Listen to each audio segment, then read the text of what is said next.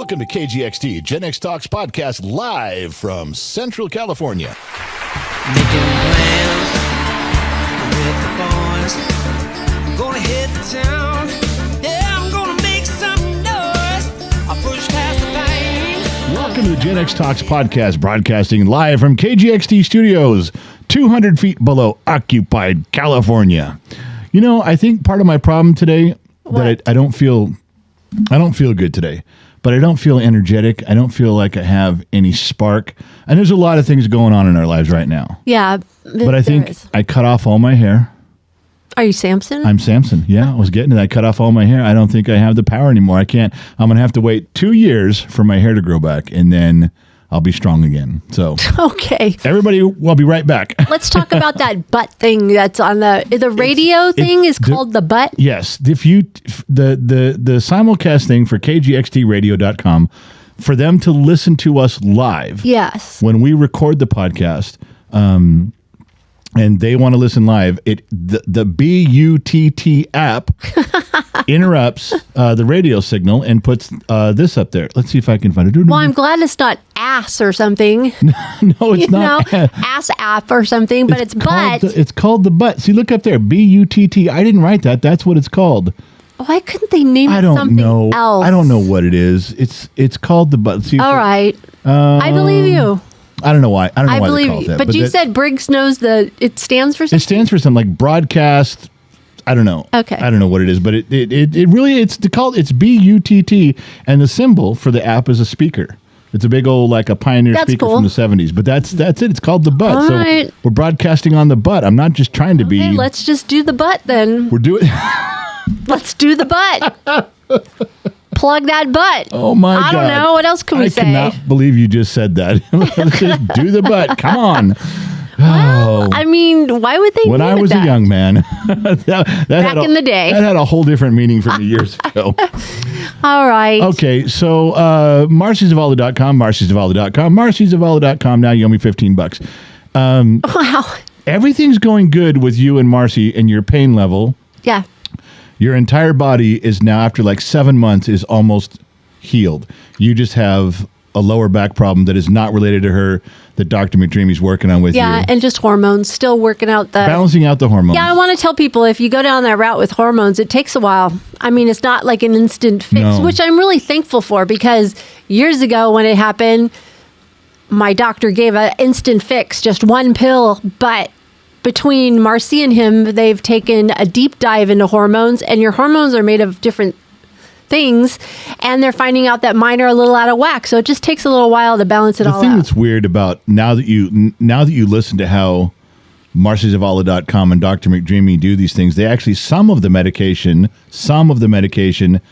that they're prescribing is mixed. Yes. Like it's cut up, diced up, mixed together the way they say so, the way Dr. McDreamy says so. Well, when you go to our other doctor that we went to for years before, it's like, here's your pill. This pill fits everyone. Now just go. Yeah. That can't be right. There's no way that can be right. Yeah, either he's making it, or the company that he's putting the prescription in is making it just for me. They personalize it just for me. I have a problem with Dr. McDreamy, and I'm going to say he's being a little bit of a dick. You're going to say... He's never like that. You're going to say he's just doing the right thing. He is. And you're going to talk a little louder if we're going to hear it. Okay. I will try. Talking like this and no one can hear you.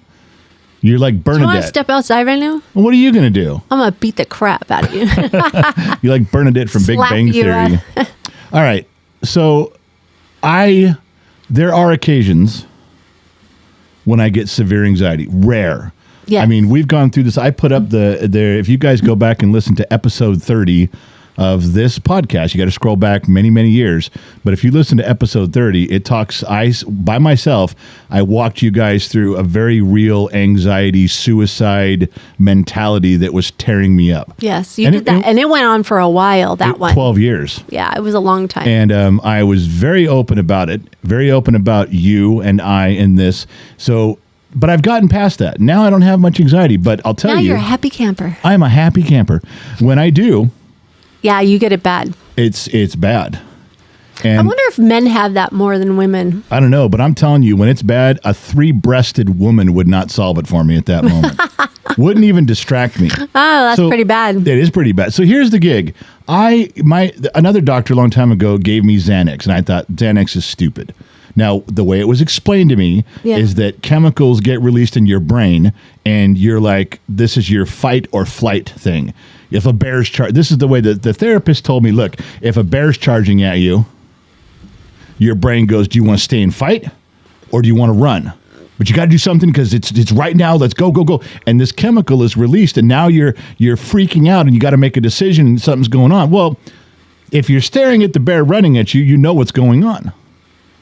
Imagine waking up at 2 a.m. and having that chemical released in your brain, and there's no bear. You don't even know what the fuck is going on. It's just your own thoughts. But you're freaking out, and you don't have anything to solve.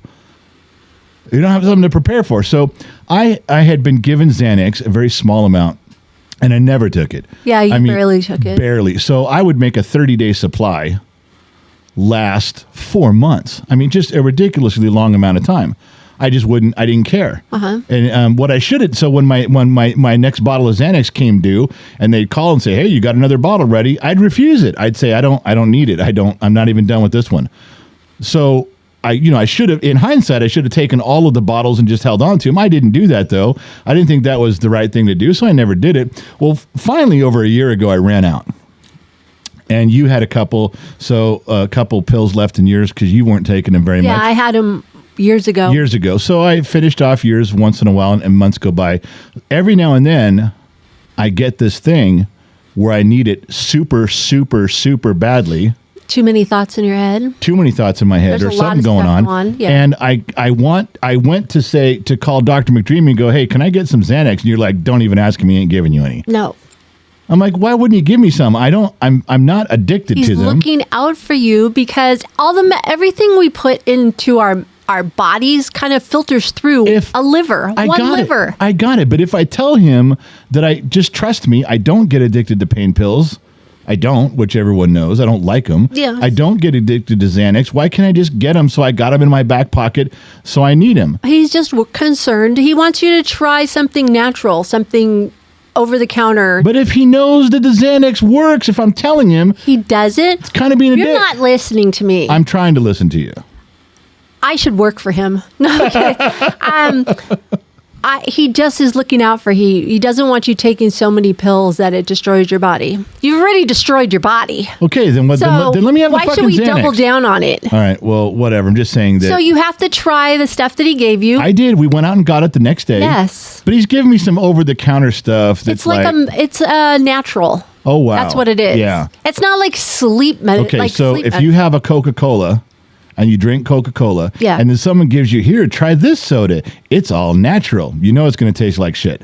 It's not true. Not going to taste like Coca-Cola. Do you remember the discussion Dr. Dreamy and I were having about that tea that he had down in, I guess it was South America or something? He called it mate, but I called it yerba mate, and he said it tasted like dirt. You mean the conversation in Minden, Nevada, where you guys walked off on this conversation for an hour and left me staring at you guys on the outside like I was peeking through drapes? Yeah, I had no input to that. Sure, yeah, that conversation. That is a real thing.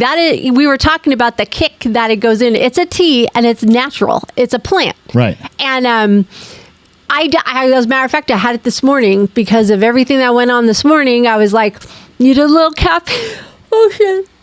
I'm sorry I'm yawning already. It's been a rough day. I needed a kick, so I had the yerba mate, and I was thinking of our conversation, and man, you take a couple sips of that. It's not the greatest tasting, but naturally, it is caffeine high, like immediately. Right. I think it's more than a So you'd rather have coffee. that than a Coke? Absolutely. Nah, bullshit.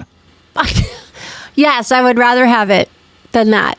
That's how I feel. So that's why we were talking about it. Well, he said it tasted like dirt. I got the conversation. I did listen. But I just don't think it compares to Coca-Cola, like I'm telling you. Anyway, Coca-Cola, the moral of the story is here. Coca-Cola will clean your toilet and your sink. I'm trying. Well, then it'll clean my liver. Yeah, among other things. I'm just saying that in the course of this, that I could use a Xanax once in a while, and he's like, no fucking way you're getting one. Well, and that's you never kind of know. bullshit. I don't Just well, try what he gave you first. all right. Well, we are. Okay. All right. Whatever. So,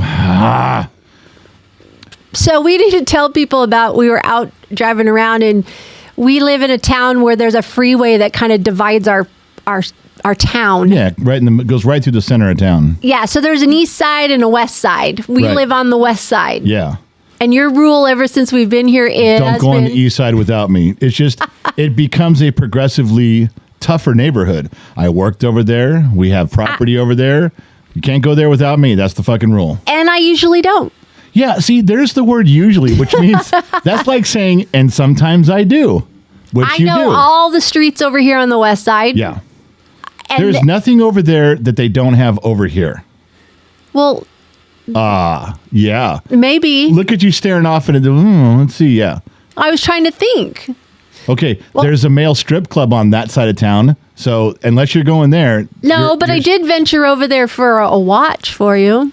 Yeah, that's the only reason I let you off is this is like 20 years ago. It was a surprise. How would you even know that I went over there for a watch? Were you checking up on me? Perhaps. So how would you know I jumped over on I know that you, side? because that's where you went for the watch. I know that. So you. How would you know? I don't remember. It's 20 years ago. I don't remember if I knew before. What did I buy you? or What if kind of watch? A silver one with a white face. I don't know. Wasn't that the pocket watch that I bought you? Yeah, it might have been the pocket watch. Oh, okay. I should have just gave it away. Either way. Like you tell me all the time. I just gave you the You just gave freaking me the answer. Yeah, you did. Yeah, it's the pocket watch. That's right. Damn it.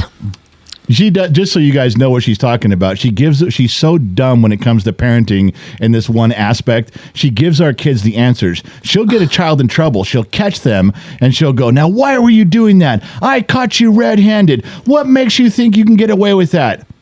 Did you think you were trying to help me? Did you think you were trying to help me? And they go, Yes. yeah. Yes, as a matter of fact, I thought I was trying to help you. I did. I was trying to help you, Mom. She gives them the Okay. answer. So yeah, thank you. Well, I'm really yes, that was sorry. the pocket watch. I remember the pocket watch. Clearly, I remember the pocket watch. It's a wonderful pocket watch. Thank you for bringing that up because I probably wouldn't have remembered, but you gave me the answer. I bet lots of moms do that out there. I bet there's tons of guys right now Shaking their head. heads going, yeah, my wife does the same thing. She gives it away. So I was thinking the other day, I forgot to share a story with you and everybody about Briggs and I going across the desert to Vegas for his jump? skydiving jump. Did we talk about that? We did. Yeah, we talked about Yeah, we it. talked about the skydiving jump, but I Skydiving. thought of a story, What's because that? you have, when you're in the car, it's a captive audience, you just sit there. But I had my eyes kind of closed and I could feel the car going, or your truck going really fast, and I could sense it. That says something too, because newer vehicles, my truck included, but most newer vehicles, you can get up to around 85, even 90, and you really don't feel like you're going that fast. Not like compared to cars when we were younger. Unless I was like oversensitive because my son was driving me. Right. All Okay. right. Yeah. So we're speeding across the desert and I'm just kind of going, I don't know, this feels really fast. So I open my eyes and I glance over. He's hovering between 85 and 90 going across the desert. In my truck? Yes, he did. In my truck. And I looked at him and I go, dude, slow down. And he's like, what? I said, stop. I go, this isn't your car, your truck. Yeah, this is I go, Dad's. there's no rush. We don't have to get there. And he's like, I said, you'll get a ticket. Do you need a ticket? You can't even afford a ticket No, right now. you can't afford anything. And he just kind of looked at me straight face and he goes, if I got a ticket, what would it be? 2 days in jail?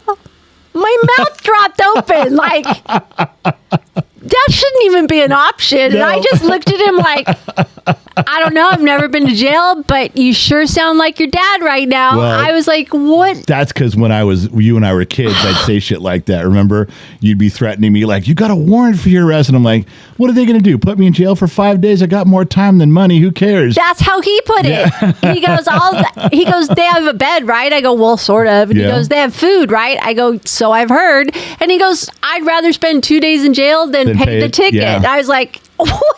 Why is that even an option? That had to have been like a flashback for you to back when we were younger. It did. I just was like, oh my gosh. But he did slow down. That's good. He did slow down with me. I'm like, I would like to get to Vegas in one piece. Yeah. Now, if you were doing that, I don't know. I feel more comfortable with you driving 85, Well, 90. because you and I, especially me on other occasions too, we've gotten into situations where we've had to slide off the side of the road, hit the brakes, steer. I mean, we've been in bad situations going fast. Not always like 90, but I mean, even 70.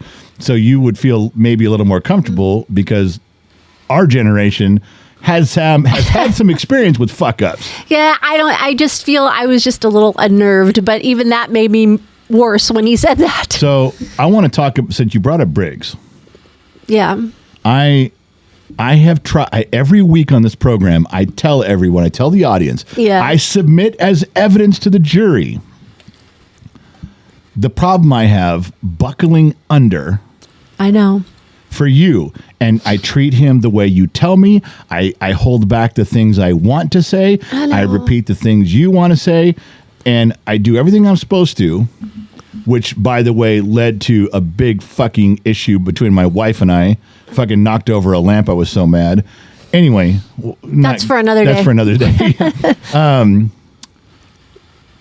So we everybody on the program knows Mondays he's supposed to come home.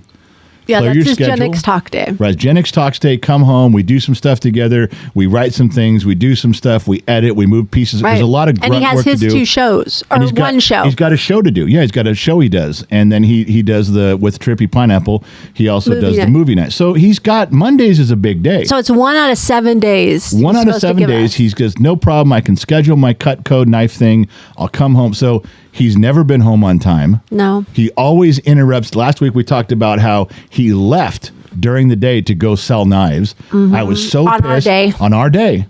Okay. So I told you, I explained to the audience how pissed I was, and you keep saying, it's okay, we'll work it out. So here comes the next Monday. Here comes the next Monday. Yes. And he's supposed to be here at 8. 8 o'clock rolls around. He's not here.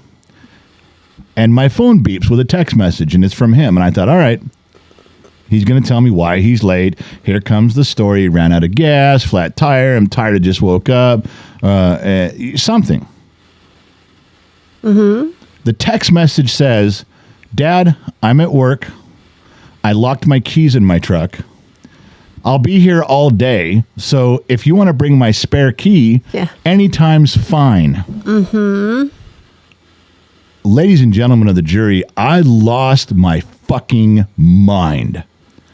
I went Hulk instantly. I was smashing and breaking my own shit, which isn't logical, but that's what guys do. We will break our own shit because we can.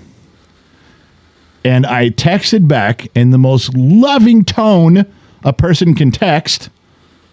It's Monday. Is what I texted back. I wrote, it's Monday. Aren't you supposed to be here all day? He goes, oh my God, I forgot. Followed by, sorry, Dad, I've already made all these commitments today.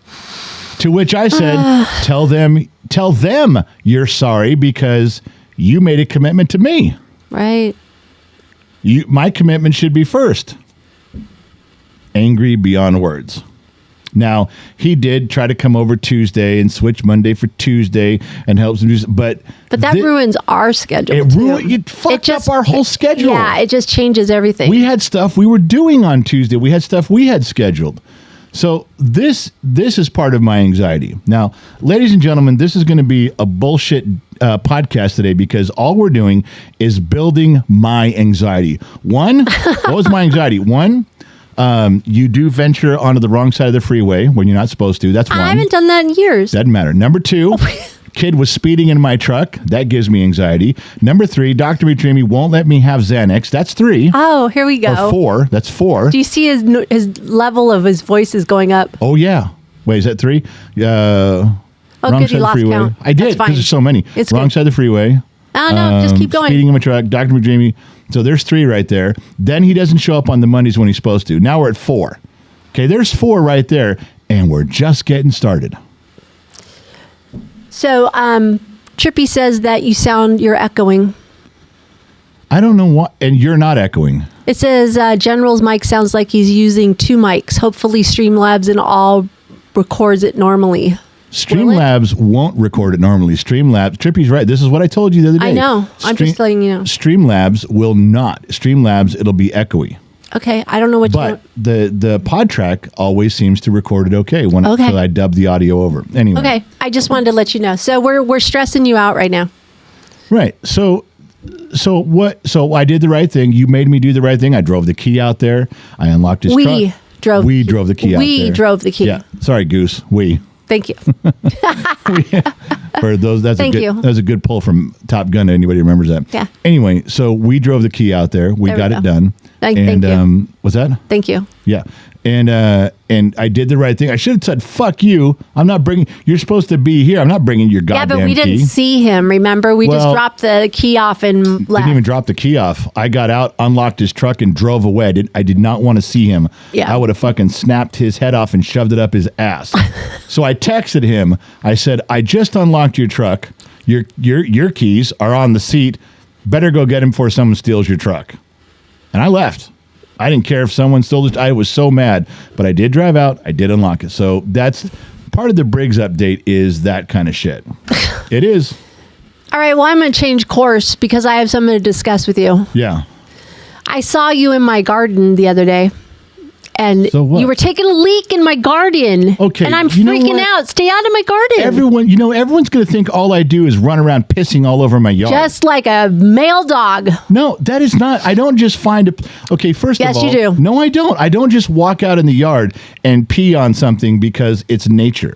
Yes, you do. No, I don't. There's maybe 2 spots in our yard that are way out that are like basically dirt, just raw nature dirt and a tree or dirt in a bush. That if I don't want to walk all the way my fat ass back in the house, I'll take a leak out there. Just like you do if you're hiking. You did all the boys like that growing up. You were like, don't come in the house, just go pee on the a hedge over there. Right. If we're like doing stuff and it's not like a beautiful part of your backyard where I'm walking in and you have azaleas or something or orchids and I'm pissing on your orchids. I don't do that. You bring up these stories, it's going to make it look like I just piss wherever I want. Yeah, well, this one was funny because I took a clip of it. Okay. I took a clip on the camera. I know which one you're talking about. Because you started peeing and then, I don't know, you started kung fu fighting or something. Because this is so dumb because, like a week ago, I peed on this one part of the garden area back there that's just... What the hell? Could you let me finish my story? There's nothing out there. It's the back corner.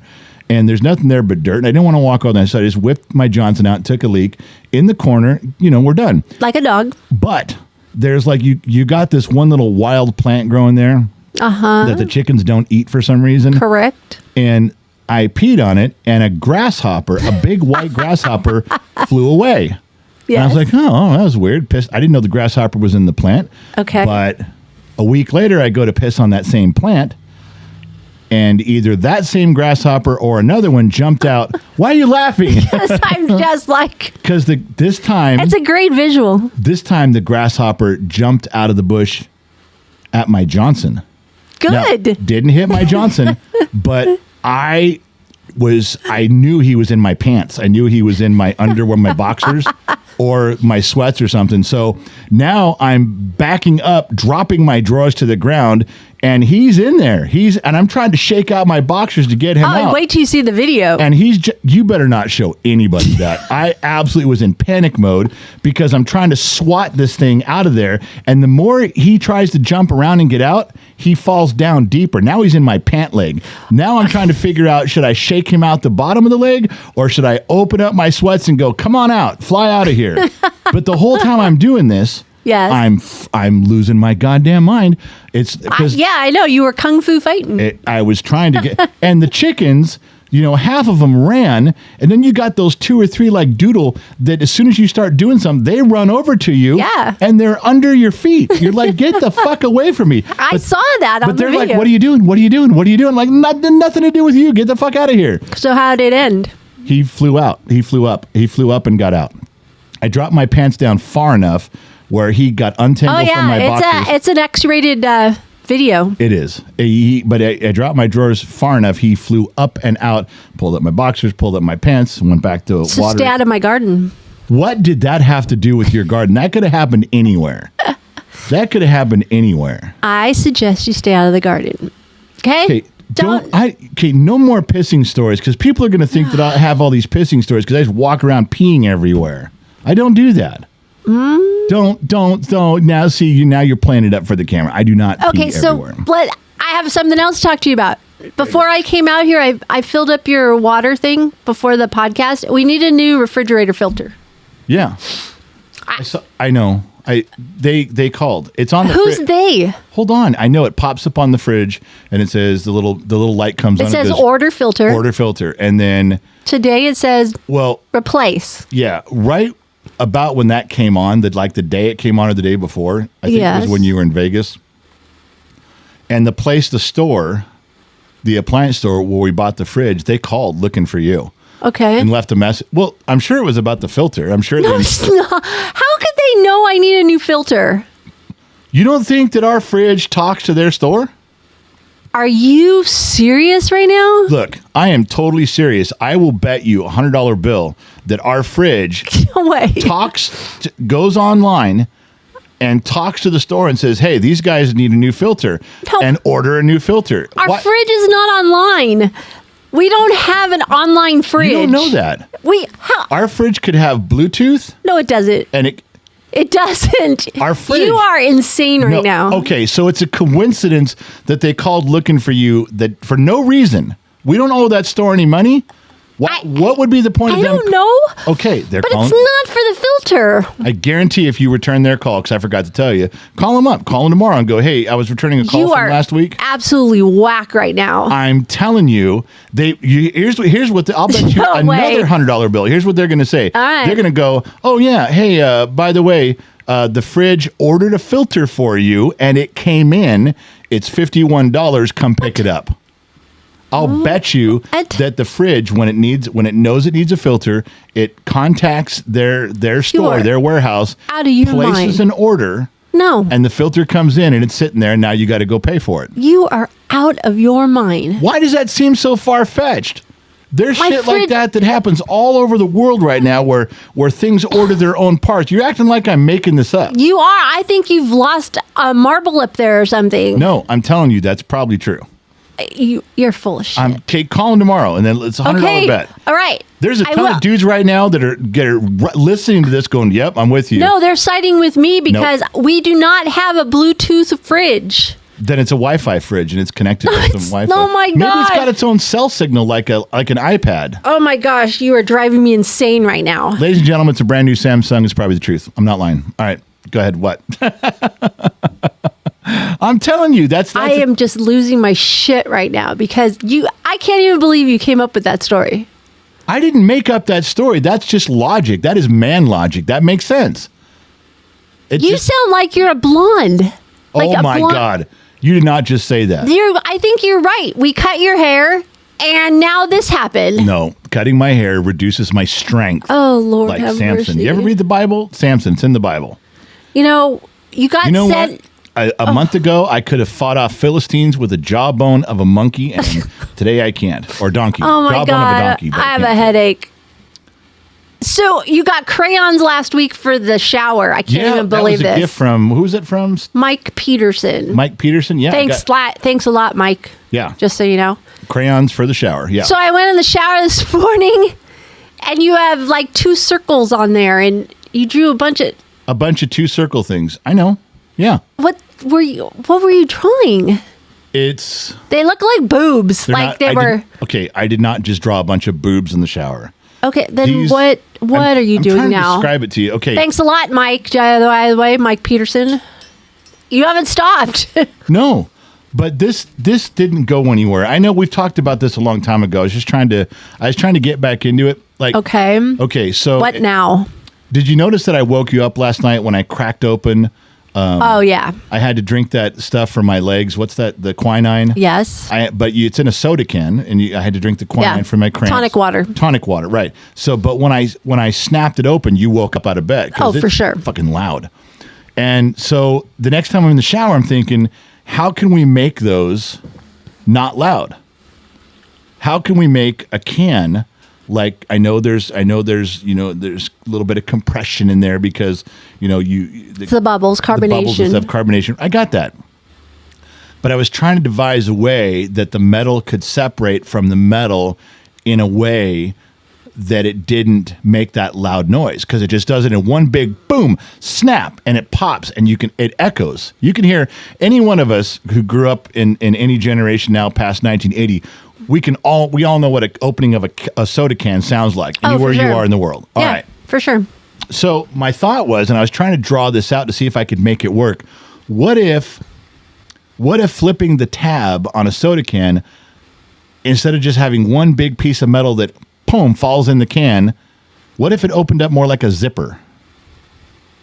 Not a physical, you don't actually unzip it, but what if the action of pulling the tab and pushing the other part down didn't happen all at once, one big... Just slowly, like releasing the gas. Or maybe there was 50 of them that all released at once, and they were all smaller and quieter. Maybe the little points on it, the little welding points, pump, pump, pump, pump, pump, all the way around that opening. So when you did that, it wasn't big one crack and it opens. What if 50 or 60 or 100 micro ones? No, it does it in one shot. Just does it in one push. Oh, but the sound goes they down. All go at the same time, and they're all smaller and they're all quieter. That's what all that was on the shower door? Yeah. Because I was trying to figure out how to do that from the inside of the can, how you'd make that work without actually having a TIG welder on it. Okay. I'd hate to be inside your brain right now. Yeah, it's lively at times. There is just no room in there. Well, if you think that's bad, let's just go back and also, yes, they were boobs. I drew a bunch of boobs on there. Is that I'm going to get you some sort of whiteboard for the Does shower. That make you feel better about the man you're married to? Which is better? Do you want me to draw boobs or invent stuff? Well, you're not exactly going through the whole thing of inventing stuff. You're just drawing ideas. Right, yeah. You should be happy your husband's that creative. Okay, well, I am. God, shower door stuff. It's true. I could make this work, I think. All right, let's talk about daughter Jade. Yeah. So she finally, after 2 days, got her laundry out of the dryer, just so you know. I don't think it got folded. I'm just saying it got done. And then she told me a couple days ago that she was going to clean up her room and get it all straightened out and purge things. But this is all because, remember, she told us, I'm depressed and I need to get out of my depression. Yes. Remember that? Mm-hmm. That was the first time she's really come to us and said, I'm not okay. I'm depressed. And yeah, because life's passing her by really quickly. Yeah. Well, and she's not happy. What did you say that she was talking to her sisters about? Like her friends are getting married. Her friends are having babies. Was like, she was at a baby shower and she told her sister, she goes, I really would like a baby. Like, that's going to solve some problems. I mean, solve the issues. I was like, oh gosh, no. Her sister was a bit concerned about that. So I told you that. I was like, this is not going well. I mean, she's got the wrong guy. Sees him every day at work. Right. She's just... Well, I don't know. What'd she talk to you about? Well, that's the thing. She came out to the studio and she sits with me and she was crying and she goes, I'm severely depressed. I'm in a depression. And I stopped her. Right or wrong. And I remember, I'm not a psychologist, but I have raised a lot of kids. Yes. And I know this particular daughter very well. And I said, before you even start talking, because I know what she's going to say, she's going to start listing all of her problems. Well, I'm not getting along with this person at work or that person and my supervisor and my boss and my boyfriend and my friend this and my friend that. She's going to list me 3 hours of shit. And I told her, I said, before you do, I'm just telling you right now, I don't want to hear it. Oh, you cut her off right there. And she goes, well, aren't you going to help me? I said, well, I'm going to give it to you rough and tumble. But is she going to listen? I'm going to tell you something, okay? But I don't want to sit here. She thought if she explained all 95 problems and we discussed all 95 issues, there might be 95 solutions and then she'd feel better. And I said, let me make it simple for you. You're caught in a circle and you're not going anywhere. Oh, you're going fast, but you're going around in a circle. And she goes, well, what does that mean? I said, Jade, 6 years ago when you graduated high school, you said, I'm going to go to nursing school, which we all thought was a great idea. Yes. And every 6 months, I'm signing up and I'm going to get my classes and it's been 6 years. You're not going to do it. You just talk about it. You've gone through 2 boyfriends that are never going to give you what you want. The guy you're with now is never going to marry you. He's never going to give you a child. He's never going to be a parent. Even if you trick him into having a child, he's never going to be the dad you want him to be. And you can't break up with him because it hurts too much. You're stuck. So you're in this circle. You're stuck with your job because you won't go. And I said, I'm not telling you this is what your dad wants for your life. Right. I'm showing you what you picked. You picked nursing. You picked having a husband and a family. I'm just reminding you, over here is the life you picked, yet over here is the life you're actually living. And I said, it's not a big deal. This isn't a unique situation. There's women all over the country that are doing just what you're doing. They pick either a loser, an idiot, something. This guy's not a bad guy, but he's just not the right guy for you. There's women all over that just stick with men because they stick with the guy. They're never going to change. They're never going to move on. And it's comfortable. They're going to be 40 years old going, well, we've given so much time. I have so much time invested. I just don't want to give up. That's where you get. It's true. You get to that point, and those are the stories that we You don't want to start over again. No.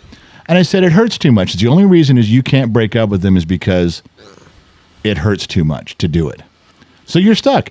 And she goes, well, it's not like I'm just going to be in this circle for a year. I go, But a year ago, we had a barbecue at the house, and I sat both of you down, and I told your boyfriend a year ago, I said, if July 4th comes back around and you're sitting here in my backyard and you still haven't proposed to her, you haven't married her, you don't have a ring and a date, I'm going to tell you you're just fucking around. You're never going to marry her. Oh, no. I'll get it done by then. I go, and a year's gone by. She goes, well, I've given him a deadline. I go, oh, another deadline? Oh, God. She Remember did what- not. She remember did what- not do another one. She did. Remember what she said when she moved in? What was her big thing when she But I moved? thought she broke up. Yeah. She broke up and moved in and told him what? How much time did she give 30 him? days? 30 days. She broke up. She got mad. She gathered up all her things. She moved home, and she called him and says, you have 30 days to fix this. It's been 6 months. She keeps giving him more But deadlines. I thought a couple weeks ago we were done with this whole thing. A couple weeks ago we were done. She was moving on. Yeah, now we're back to, she gave him till January. What the hell? For what? I don't even If know. he didn't fix it the first time, Or the second time. Why does she Or think- the third time. why does she think this is going to... It's just what she doesn't want to break up with him. It hurts too much. Oh, I my said, I God. get it. I'm not mad at you because it hurts. You don't want to break up with him. Time is moving, because girl. it hurts too much.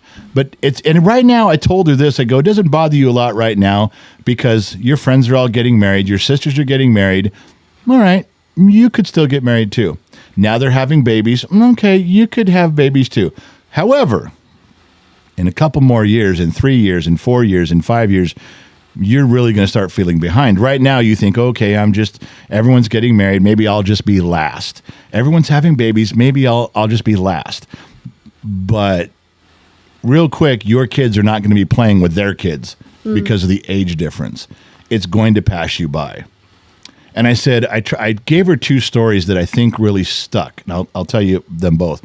One is I said, if you don't change the oil in your car, if you don't make a conscious effort to change the oil in your car, life's going to fix things for you. Life's going to make some decisions for you. Amen. You need to go decide to get your car serviced, to get your brakes checked, to get oil changed. You have to decide to go do that because if you don't, life is going to decide for you.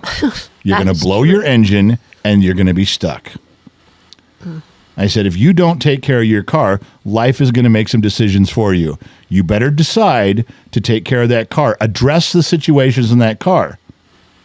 If you don't make that decision, life will decide for you. Now, I told the same thing about other parts of her life. I said, if you don't make some decisions about your career, about your boyfriend, life is going to make decisions for you. What does that mean? Well, you're finally going to be 45 years old. They may not want you in nursing school anymore. You're going to get to be 45 years old. Maybe you can't have children anymore. You're going to get old and things are going to pass you by. Life is going to make some of these decisions for you. Life's going to look at you and go, don't worry about it. Don't even think about having kids anymore. Don't worry about it. You And can't. what'd she say? Well- Those are really good things. What'd she say? She really started it. Now, this is where I went. This is where I went movie trivia on her. I kind of went back in my sci-fi brain. Okay. So I'm laying all these things on her. Remember, this whole conversation started with, I don't want to hear your problems. Right. I'm just going to lay out that you're stuck in the circle and you're not going anywhere. I proved to her she's been in the circle for over a year. I laid out the fact that if she doesn't make some decisions, life's going to make the decisions for her. And then I said this.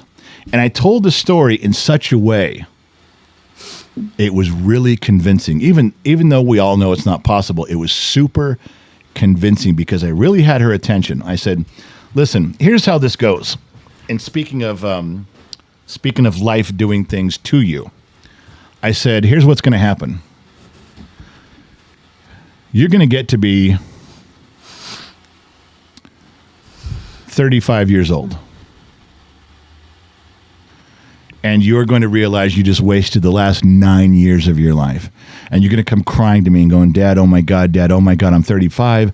I'm still working. I didn't go to the nursing school. I'm still with the same guy. And you're going to come crying to me going, I didn't listen to you back then. Remember when I sat down in the studio, Dad? Remember when we sat and you tried to tell me that to switch everything? You told me that I was stuck in a circle. I wasn't going anywhere and I didn't believe you. Now I'm 35. I'm still stuck in the circle. I just want to, I'd give anything, Dad, to go back in time to that day and start over. And I'm telling her an expanded story in more detail, but she got it. She understood what it would mean to, oh my God, I've wasted 7 more years of my life. I'm miserable. And we built up the story to where she goes, yeah, I could see that. Just being willing to cut off your arm if you could go back in time and fix a fuck up. Pick one spot in time and go back. She got it. She was like, yeah, I don't want to. Oh boy, at that moment, I would give anything to go back in time. And I leaned into her. And I said, we're here. Oh, shit. And she goes, what do you mean? I go, I did it. You were actually 35. You came to me crying because you fucked up your whole life. I found a way to go back in time with you. We're here. We actually did it. You have the chance to start over because you fucked everything up. You came to me screaming and crying, ready to kill yourself because life had slipped away from you. You begged me to work my dad magic. I did. We're here. You have the chance right now. I found a way to go back in time and bring you with me. Now, fix it.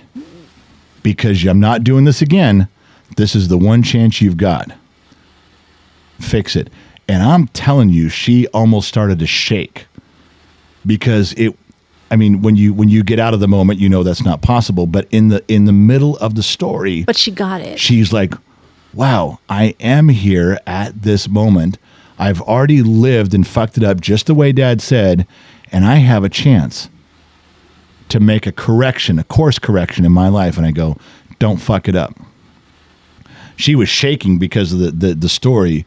She really was listening. Yeah, I could see that. And you know what she did the next 2 days? This goes back to where you're like laundry and shit. She wouldn't even come out of her room. Nope. She wouldn't get up. I said, you get up in the morning, you get angry, you take your life back, you get up, you take a shower, you open up the blinds to your room, you get going. Attack the day. Attack the day. That's right. Yeah. And she had 2 days off and she didn't do it either day. Well, she didn't go to work that one day, remember? No, she called in and said, I'm not coming in. She could have checked on nursing schools. She could have done so much. Well, she did make an appointment with someone where she works that is a career counselor because this big company she works for does provide some tuition assistance to better yourself. And I said, that's great. I'm glad you did that. But none of this matters if you don't break up with your guy. Oh. You should start with that. You call him up. I go, you got to go back in time. You had one shot. Pick up the phone and go, dude, lose my number and don't fucking call again. I said, do you know? Cut bait, walk away. Well, do you know why she does this? Why she does what? Why she breaks up with them so confidently? And I told her this too. I said, she picks a fight? Does she pick a fight with them? Yeah, a lot of women do pick a fight does. and then it's easier. She picks a fight and breaks up with them, but she knows she can call him.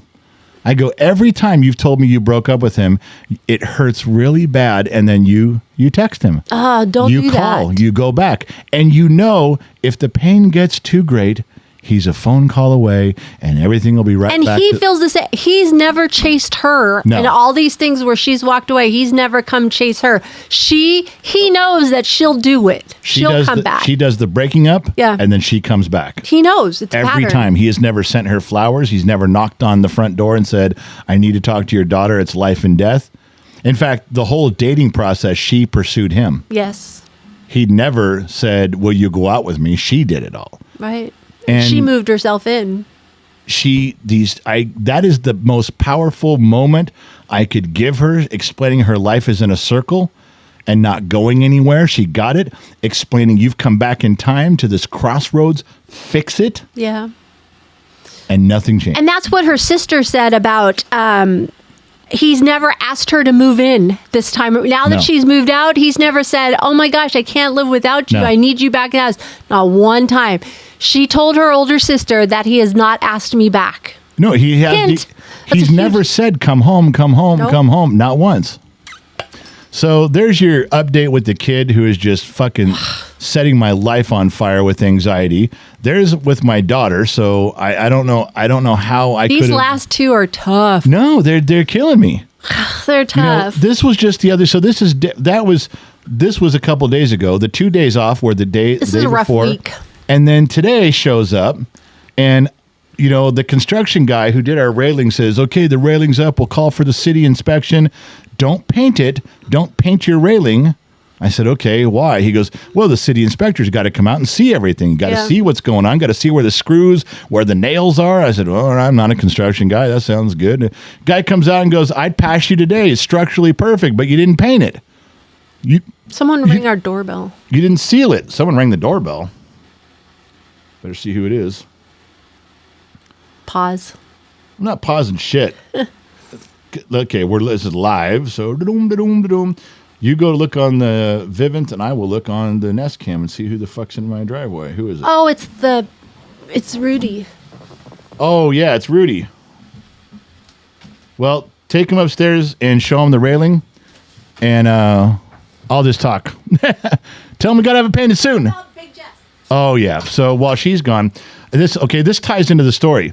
So the city guy comes out and he says, "Why didn't you paint it? I'd sign off right now." And I go, "Because my construction guy said don't paint it until after the inspection." And the city guy goes, "Dude, you have to paint it. I have to see that the wood is sealed, it's stained, it's treated, it's something." So I'm like, "Fuck." So I called my guy back and go, "Hey, you fucked up. Come back up here." And he's got to seal some stuff. I called my painting guy because it's a fucking terrible job to do hanging over this railing on a second story. And my painting guy goes, "I'll be out this afternoon. We'll look at it. We'll get you all done." So we're close. We are literally just sealing up some screws on the mounts on the bottom of the 4x4s where they in the little saddles and buckets they're in, and then painting everything, and we're done. Then the guy will come back out, sign off on it, and he said, "It's all you got to do. All I got to do is just see that it's painted, and we're done." And that's who just rang the doorbell, was our painter. He said, "I'll come by tonight. I'll look at it, see what we're up against. I'll give you a price, and then we'll come back on Saturday." My construction guy's coming out Friday. Today's Thursday, so it's all moving in the right direction, and that's why. And my wife, who's not on camera right now, just left. The reason she said, "Tell him about Big Jess," is that this guy had come into an extra like you guys. He listens to the live streams. He's participated in the live streams. He comments and says some stuff. And about 6 weeks ago, he was in like 10 live streams in a row, 8 live streams in a row. And he kept saying, "I'll cut the general's hair. I live in the same town as you guys. I live in the same neighborhood. I got a real barber shop. I've had a barber shop for 30 years. And I'm like, "Yeah, sure you do." I mean, I guess I kind of believed him, but I don't know the guy. And the other day, we were out doing some stuff, and we bumped into this guy's barbershop. And your queen, my wife, goes, "I think that's the guy. I think that's his store. I think that's his barbershop." I was like, "Nah, probably not." She goes, No. It is." So we walk in there, and I just open the door and walk in, and the guy jumps up out of his chair. He goes, "General." So he knew. And so he cut off all my hair. I'm telling you, that was the longest my hair has ever been. I could take the front of my hair, where it would be my bangs, and it was like 20 inches long. I'd take it over, put it in a ponytail in the back. Longest I've ever had my haircut. Cut all of it off. And then I got rid of my beard because Mrs. Four Watton passed away, and I was keeping that beard for her. So I shaved my beard down to a goatee, cut off all my hair in the back, and I look like a different guy. I did lose a couple pounds. Yeah, does that count for weight loss when you cut off, all your hair? Do you get a weight loss reprieve with that? So all these things are going on with all the things I told you, stressing me out. We're keeping score. We're up to like 9. And then today, as the guy shows up to inspect the railing where we can talk about it with the city guy, who was really cool, nice guy, got along great. And we have Reagan, our 15-year-old German Shepherd, laying on this big dog couch pillow thing. And my wife has been down there on her hands and knees crying because the last 2 days, she really took a turn for the worse. She's been struggling, but she hasn't been in a lot of pain. And the last 2 days, we called the vet out. And so he's on his way out. As the guy's getting there, my wife's down on the floor crying, and the guy has to kind of step over her to get to the railings to do the stuff. And then right as he leaves, the vet shows up, and within 10 seconds of looking, and I love our mobile vet. This guy's like Pakistani or Indian or something from back there, or Israeli. I don't know what he is, but he's so fucking smart. He's brilliant. And he knows so many things you can do. He gives you so many options with stuff. He's taking care of our dogs. I can't remember his name right now. And just a brilliant, brilliant guy. And he just looks at me and he goes, we're done here. He goes, that's it. And I said, yeah, I kind of thought so. So now my wife had to say goodbye to the German Shepherd, who's been a big family dog for all these years.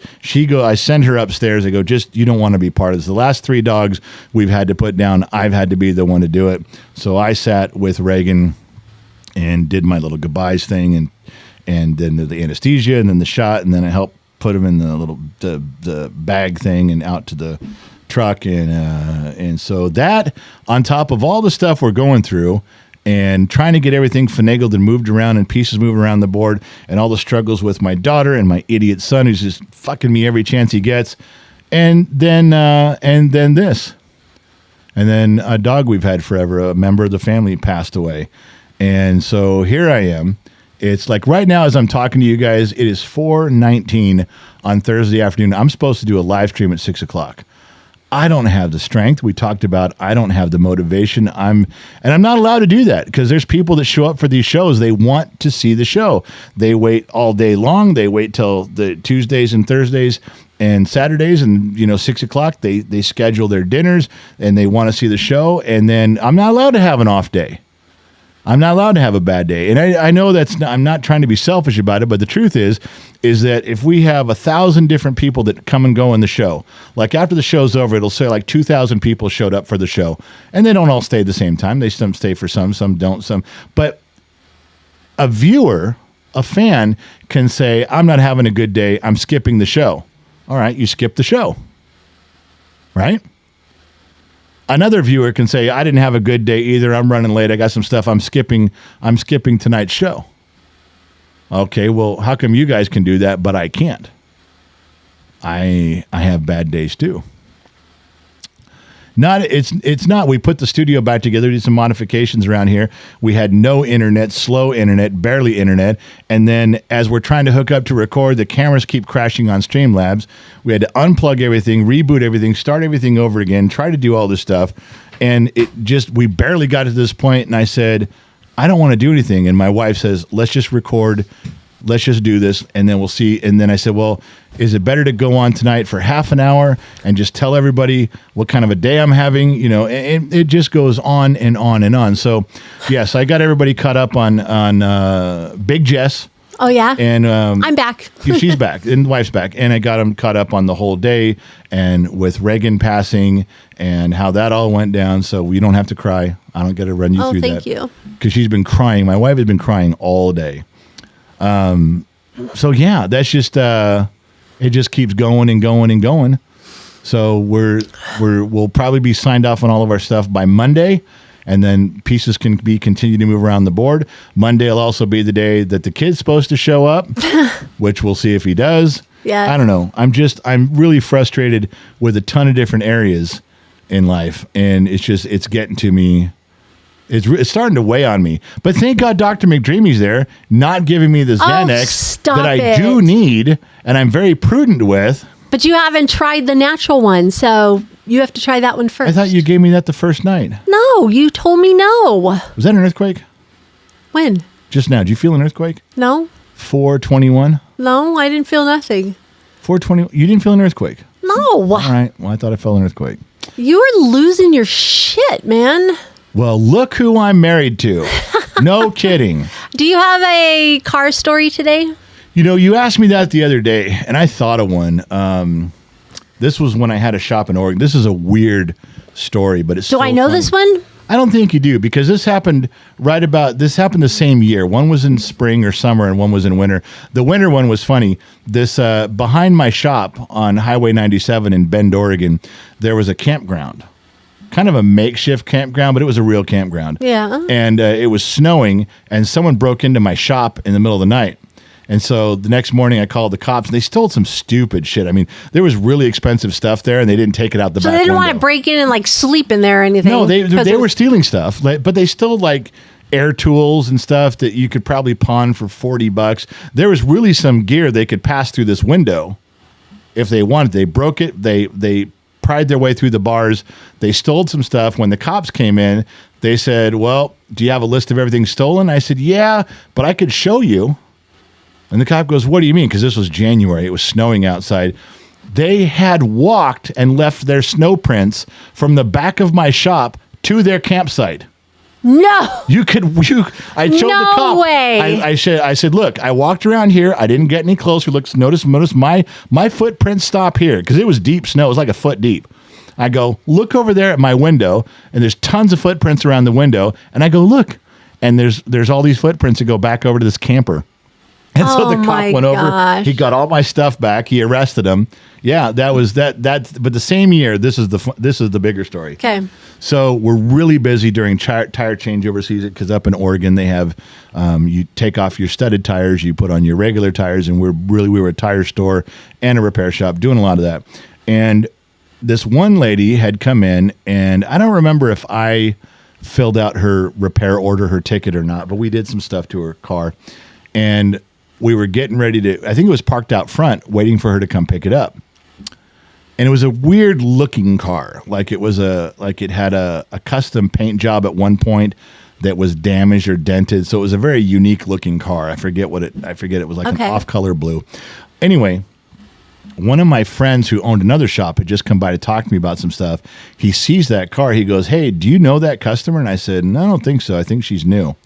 He goes, "Well, be careful, because I know that car. They burned me for like $700 in repairs." I go, "What do you mean?" He goes, "Yep." He goes, he goes, "You know Jeff at this other store, for another friend of ours?" And I go, "Yeah." He goes, "Yeah, did it to him too." I So go, just "Are you moving sure?" from shop to shop? Yeah, from shop to shop over time. And I said, "Well, what did she do?" He goes, "Well, she just claims that someone else brought in her car. You didn't have her permission to work on your car. And she calls the cops, and the cops will give her the car, and she'll just drive away." Wow. I said, "You sure?" He goes, "I'm telling you, that's the car." He goes, "Call up Jeff and ask him at his other shop." And so I did. He goes, "Yeah, that sounds like the car." I mean, it was before there was cell phones and you couldn't take pictures and send them. And I said, he goes, "Yeah, it sounds like it." So we had done like transmission service and oil change and a tune-up and like some belts and hoses. And so the car was parked out front, ready to go. And just to be, I don't know, I just had this weird inkling. So I did something to the car.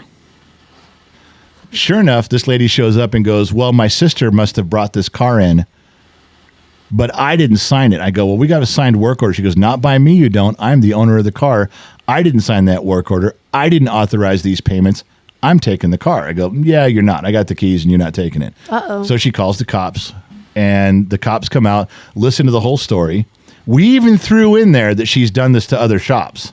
You told her in front of her? Oh, yeah, in front of her. I said, "Look, the reason that I know this is going to happen is because my buddy, she did this to his shop and another shop." And the guy goes, "Well, it's her car. I can't make her pay the bill. It's a civil matter now. You're going to have to sue her civilly. Okay. I can't make her I can't make her give you the keys and keep the keys. You have to give her the keys. It's her property. It's her car. I said, okay. And remember, well, I'll get to the remember part. I said, so there's nothing we can do. He goes, I'm sorry. And the cop was completely on our side, but he goes, there's nothing legally I can do. Okay. And I'm like, but if she keeps doing this to everybody in town, right, this is bullshit. He goes, yep, there's a loophole here, but you're going to have to sue her. It's a big, long hassle. And, it was like, I don't know, $700 or $800 of work we did. And how much is it going to cost to sue her? Yeah. So she knew. So I give her the keys. Cop and I are standing there. She backs out and takes off down the little side street, and her wheels fall off. 2 wheels fell all the way off. And the other 2 wheels were wobbly like they were going to fall off. Okay. And she gets out of the car screaming and comes racing back up like she's going to punch me. And I'm standing there and the cop's standing there. And she goes, you did this. I go, well, I never touched your wheels. I didn't work on your brakes. I didn't touch the wheels of your car at all. And she goes, well, let me see the work order. I said, not a chance. The work order you didn't sign, it's not your work order. You don't even get a copy. Because you just said it wasn't yours. You right said in front of the cop. Right in front of the cop. I said, according to you, this whole transaction was illegal. I should just tear up the work order and we're done. Go our separate ways. You didn't care. So now she starts screaming at the cop that he did this. He finally goes, well, technically you said the car wasn't even supposed to be here. So how do you know what he did? Oh. So now we went from the cop telling me there's nothing legally I can do. I can't make her with the keys in the car. It's a civil matter. He turns to her and goes, I can't make this guy put your wheels back on. Oh, no. And if you think he did this to your car, it's now a civil matter. Oh, he turned and used the exact 2 phrases on her. Smart cop. That he did on me. So she's calling the cop supervisor. She wants more people down. She's calling the newspaper to come down there. I'm like, well, I'm friends with the newspaper guys. I work on all their cars and trucks, and they know me. And so the cop pulls me aside without her because she's on the phone calling and screaming, yelling at people. And she says, the cop comes to me and says, did you do that? I said, well, even if I did, I'd never tell you. I said, however, if this had been a situation where someone had apprised a business owner of the potential problem, if she would have come in and paid, someone could have gone back out and just tightened up the wheels and been done. Right. If she doesn't pay and her wheels fall off right away, like not hurting anybody, she wasn't going more than 100 feet with no lug nuts on. She ain't going to hurt anybody. Yeah. And, I said, if that had happened to a shop, if a business had been forthright in their thinking, being tipped off, I got to say, this is a pretty funny way for it to end. And I said, but I don't know any shops that would have done that. And I certainly don't have any knowledge of how our tires came loose. And as far as you're concerned, the car was never even here because there's no paperwork on it, is there? He goes, nope, not in my book. Oh, my gosh. So then after the supervisor comes down, she's trying to get everybody involved she can. She's talking to other customers, telling them, get your cars out of here. Look what these guys do to your stuff, which my customers were very loyal. They didn't give a shit about anything she was saying at all. Yeah.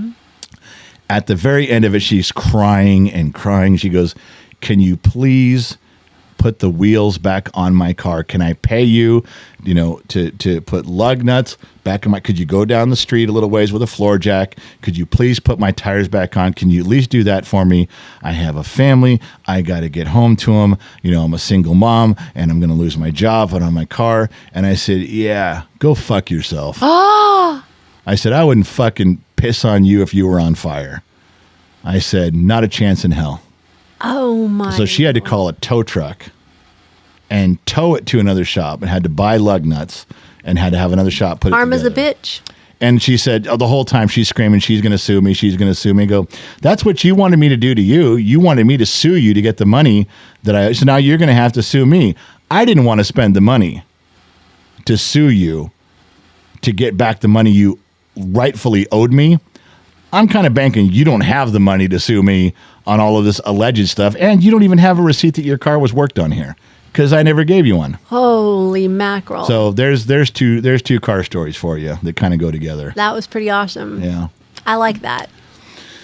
So, yeah, I was telling the dancing and listening pleasure audience that it's like 4:30. In 90 minutes, I'm supposed to do a Bottom of the Glass Nation show. Yes, you are. And I'm really struggling to come up with the mojo to do it. I know, babe.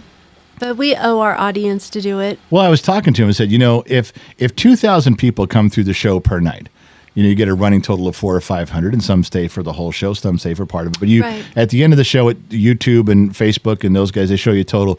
If you add up all the channels, it comes out to about 5,000 or 6,000 across all the channels for the whole show. All right. But if someone says, if an audience member, if a fan says, I'm not having a good day, I'm skipping the Bottom of the Glass show. All right, that's understandable. Another guy says, "Yeah, tough day at work. I'm not watching I'm not going to show up to the Bottom of the Glass show." It's had a tough day at work. I get it. Why can't I do that? My dog died today. My city inspection thing didn't go as planned because my contractor gave me bad information. We couldn't get the fucking internet to work right in the studio. We've been fucking around with that all day. Now we had to deal with the painter, along with all the anxiety I'm going through from my daughter who won't get out of that vicious circle she's in. My son, who's supposed to give me 1 day a week to do his part of Gen X Talks, and he fucks it up every chance he gets. But don't worry, I'll be there on time. I'll show up and do what I'm supposed to do. Everybody else could take that time off, but not me. I got to show up. This is where you say something. Well, I'm just thinking, I understand. I can get that. But sometimes talking about it, once we start it, the Bottom of the Glass, sometimes that's like the greatest thing that. And then what do I do? Because like Trips just said, my microphone doesn't sound right. And it'll probably sound right on the pod track, but that means to get this episode out for tomorrow, it'll take me 2 hours of editing because for some reason the microphone's not coming through right. It's up to you, baby. So now I do the show, and even if I did a half an hour show from 6 to 6:30 or something, I'm still going to be up till 7 o'clock, till 9 o'clock tonight. I'm already burned out today. My brain is fried today, and now I have to do not only just stay awake till 9 o'clock, I got to do a show, and then I have to edit and not fuck up the show, not fuck up the edit, and until 9 o'clock. Yeah, it's up to you. It's your call. You're the one that has to be on tonight. It's just, and I just can't shake, when we put Reagan down today and they give that last shot, Yeah. it brought back the last two dogs that I was there for, Roxy. And I'll tell you, Roxy hated me and I hated Roxy. We did not get along at all. You guys all love Roxy. Yeah. But you guys were in Oregon or Minden visiting family, and I was here working when it was time to put her down. That all came on suddenly, and the vet goes, you got to do it.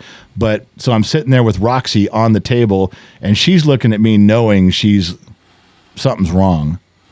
And I'm looking at her going, I don't think either one of us thought we would be here together on your last moments. We thought for sure it would be, I don't like you and you don't like me. And at the end of it all, I'm here. And I'll tell you, I didn't like that dog at all, and that bothered me way more than I thought when the guy says, okay, here comes the shot, and we're looking eye to eye. I'm going, oh my God, I'm losing my dog. Yeah. And then Riley, who, Riley and I were so close. I know. And I was right there with her. And then Reagan, who had befriended me this last year and a half, she ate breakfast with me every day. Studio dog. Yeah, she'd lay in the studio with me on her little bed. And it brought back all the feelings, and she's looking at me like, at the doc goes, can I give her the last shot? And I'm right there with her going, I'm a little bit drained today. I got to tell you, it's been a rough few days. This day has been hard. You even had to run out of the studio to go see the painter. Yeah. So when we're done and hanging up here, I got to talk to you about the painter situation and what's going on, and everything's got to go in order. I know. I'm a little messed up from the dog too. Well, you were crying all day. Yeah, yeah, I can see you'd be, and you were closer to Reagan than you were Riley by a lot. You were that dog's mama. You were so good to those dogs. Well, our kids even joke, say, if we ever die and there's reincarnation, I'm coming back as one of mom's dogs. I know. You cook for them. You buy beds and blankets for them. You're so worried about these dogs. They're animals. They survive in the wild. But they're part of our family. That's the thing. So it was just tough seeing her go, but she's lasted. Our dogs have lasted I'm sorry, I'm yawning. I'm tired from crying. They've lasted so long with us. Well, We've the had doc such even said great- German Shepherds average about 12 years. Some less, some a little more. I like what he said. He goes, God granted us 2 more years with her. Yeah, she was 14 and a half. She was on her 15th year. Yeah, she's been great. But she went downhill very fast. Last couple of days were tough. Yeah. But that's the time. I don't want to wait and have her suffer longer just because I'm going to miss her. I know. They're just become part of your family. It's crazy how, I don't feel that way about the chickens. No. I don't feel that way about the bunnies, but there's No. something about dogs. I don't know. I've never had a cat, but I just didn't feel that closeness with those other animals, but with the dogs, yeah, they're just they're my kids. I They're know. just It's tough, and it's just been an exhausting few days, especially since we've been late on our podcast because we were in Minden, then in Reno, and then you were gone to Vegas, and you Yeah. were exhausted coming back from Vegas. We've been late the last 3 podcasts. We're not living up to our part of this at all, and even today, right now, the podcast should be edited, posted, scheduled to drop. I think it's great that we went ahead and did it, though. We were debating about doing it. We looked at each other across this studio, and when I go, We got to move forward. We got to keep going. I'll tell everybody this is you made the call, like, let's just do it. But I didn't think I would be entertaining. I certainly haven't been funny today. Yeah, but they But were good stories. We just they're- had a discussion. We were just sitting here talking and just sharing. And I don't know Done. and where does this go? What do we do about Briggs? How do I change that to where he learns to honor his word, to keep his word? I don't know. The problem with Briggs and his whole generation, they will make promises and they think I've had discussions with Briggs. He goes, well, you can make a promise to something, but things come up. I go, so it's they don't okay to have their promise word. someone I'm going to be there, but then something comes up. You can break your promise. He goes, yes, that's things happen, Dad. Things come up. I go, but that's why it's a promise. Yeah. So it can't be, you're not supposed to be able to break a promise. A promise is, well, Dad, hey, something came up at work. I'm going to have to stay here. No, you tell work you made a promise and you can't stay. That's the value of a promise. Otherwise, he goes, Dad, this is the way it is in my generation. The promises don't mean now what they did when you guys were growing It's up. too bad. So how do I deal with that? How do I deal with Jade, who I can see there's no way to get her out of this? It hurts too much to break up with her guy, so she's stuck just in a circle. She's never progressing. Yeah, there's She's stuck nothing we there. can do about that one. She's an adult. This is her life. This is what she's chosen. We can only guide at this point. We can give our opinions or our guidance, but ultimately, it's got to come down to her. I asked her, I said, will you be 30 and still spinning your wheels? She goes, no. There's no way I'll be 30 and still spinning my wheels. And I said, why? She goes, because that's ridiculous to be with the same guy, the same job, going nowhere in life for like 6 more years. I said, then why is it okay to do it for 6 more minutes? Yeah. And she looked at me. I said, seriously, Yeah. why would you spin your life away? You know that you're going nowhere for 6 more hours or 6 days. Why is that okay? But 6 years isn't okay. If it's not good for you in 6 years, it's not good for you for the next 6 minutes. Absolutely. That's a great thing to say. Well, I wonder what she was thinking on that one. That's when I know that I've hit home with Jade, she shuts up. She just stares at you because she's like, it catches her off guard. It sinks in and she really doesn't have any reply. You know what she ended up telling me for most of these things? You just have to trust me. Which is a new phrase for her. I have not heard her tell me that before. Dad, you're just going to have to trust me. I said, why? Because you've been on this planet so long. Dad, I know the roadmap to success. You're just going to have to trust me. No, you don't. You've been on this planet 5 minutes compared to me. I don't have to trust you. I mean, I have to trust you because it's your life, but don't act like you're convincing me you know what you're doing and things are going to be okay, because they're not. Right. I get it. All right. Well, I think I'm done. I'm sorry, everyone. It's just a sad day. It is a sad day. I will try to get Thank this you podcast for listening. out. I don't know who's listening on the butt and a Trip. You're right. If it's still this can thing, Trip's coming up this weekend. Maybe he can help me figure out why Streamlabs records it this way. I Right. don't know, because it's annoying as fuck. It makes editing so much harder to do. All right. All right. Well, that's it, you guys. That's all. That's all I've got to say. That's all I've got to say about that. Porky Pig. That's all right, folks. Thank you all for listening. Another week is upon us. We'll catch you guys later. All right. I don't know where you're listening in from around the planet. Thanks for tuning in. If you had an hour of your day to waste, thanks for wasting it here with Gen X Talks podcast. Wherever you're listening in from, AM, FM, Sirius XM, or perhaps on the Armed Service Radio Network. Remember two things. Number one, wherever you go, well, there you are. And two, most importantly, I'll catch you guys on the flip side. And I'm out.